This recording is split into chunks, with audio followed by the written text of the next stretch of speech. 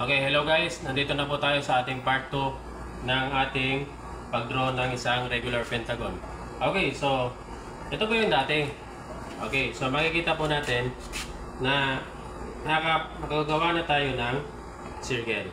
Okay, and then kung nakagawa na tayo ng circle, since regular pentagon po ito, so ang 360 divide natin sa 5. Kaya nangyari 72 each, no? 72 degrees each ang measure ng bawat angle. So ngayon, nandito na po ang ating protractor. Okay, so ito po yung tinatawag nating protractor wherein nandito yung 90 degrees. Okay, yung 90 degrees ito. So let's start kung paano ba gawin ang limang 72 degrees. Okay, so dito una ay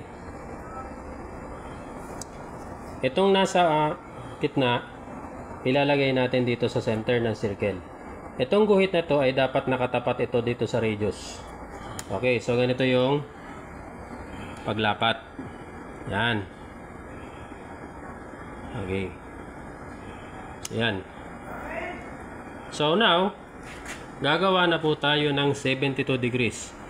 So, since nandito po yung ating side, so ang gagawin po natin ay ano pong gagawin?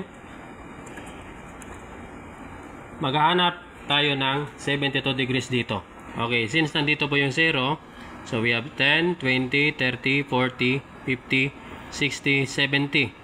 Okay, so yung mga guhit na yan ay meron niyang tig-isang degree.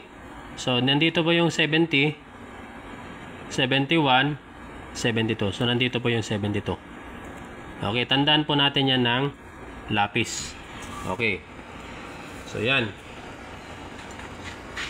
Pwede po natin na hindi tanggalin yung ating protractor. Okay, pwede po na hindi natin tanggalin. Anong gagawin po natin? So, pwede natin siyang i-add ang 72 at saka another 72. So, 72 plus 72 magiging ano siya? 144. Okay, so nandito yung 140.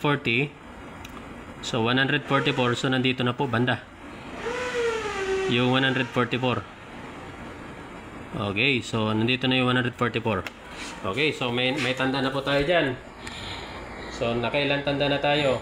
So dalawa na. So ang gagawin po natin, i-connect natin yung from point to point na tinandaan po natin. Okay, nandito po yung point kanina at saka yung point dito. So dito tayo